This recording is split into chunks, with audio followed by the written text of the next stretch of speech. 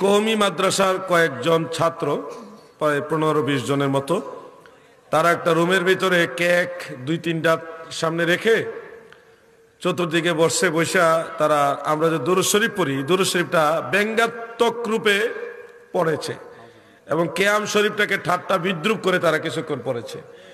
তো এই যে দৃশ্যটা এটা আমাদের কাছে কি মেসেজ দিল, জাতির সামনে তাদের এই কর্ম দ্বারা কি মেসেজ গেল, চিন্তার বিষয়। যে ছেলেগুলি এই কাজগুলি করেছে প্রত্যেকটা ছেলে আমার কাছে মনে হলো মাদ্রাসা শিক্ষিত। তো কোরআন হাদিস পড়ে মাদ্রাসায় লেখাপড়া করে দাড়ি রেখে রাসূলের সুন্নাত দাড়ি রেখে, অনেকের মাথায় টুপিও আছে, পাঞ্জাবি তো আছে, কাটা পাঞ্জাবি।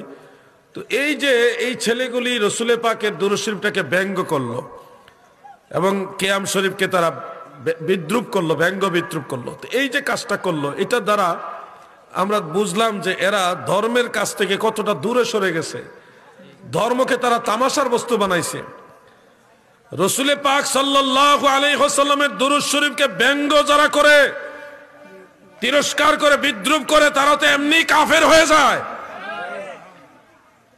বেঈমান হয়ে যায় অটোমেটিক।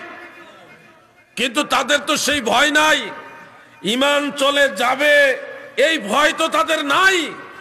যারা মসজিদের ভিতরে আগুন জ্বালাইতে পারে, কোরআন আগুন দিয়ে পুরাইতে পারে, যারা মসজিদের ভিতরে আকাম কুকাম করতে পারে, মাদ্রাসার ছাত্ররা যাদের কাছে নিরাপদ না, যারা গরু চুরি, ছাগল চুরি, মুরগি চুরি পর্যন্ত করে, এরার কাছে নবীর দুরূদ শরীফ তো এরকম ব্যঙ্গ বিদ্রুপের জিনিস হবেই।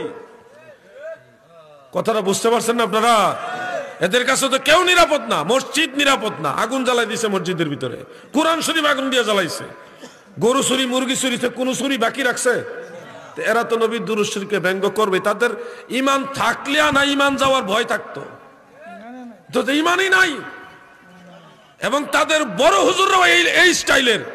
এজন্য আমরা বলি কোন ওয়াহাবি আল্লাহর হাবিবের প্রেমিক হতে পারে না।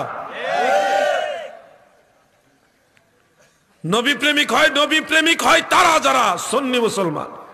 আরে গুনাহগার হইল সুন্নিরাই নবীর কথায় চোখের পানি ফেলে কান্দে।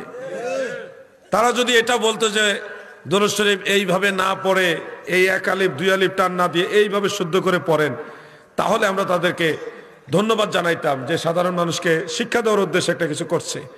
না করে দুরূদ শরীফটাকে ব্যঙ্গ করলো এবং এটা সহি হাদিস দ্বারা প্রমাণিত নাসাই শরীফের দুরূদ শরীফ, সেই দুরূদ শরীফটা ব্যঙ্গ করলো। আমি আফসোস করি তাদের জন্য, আফসোস করেও লাভ নেই। এরা নবীর দুরূদ শরীফকে ব্যঙ্গ করে, এদের কাছে আর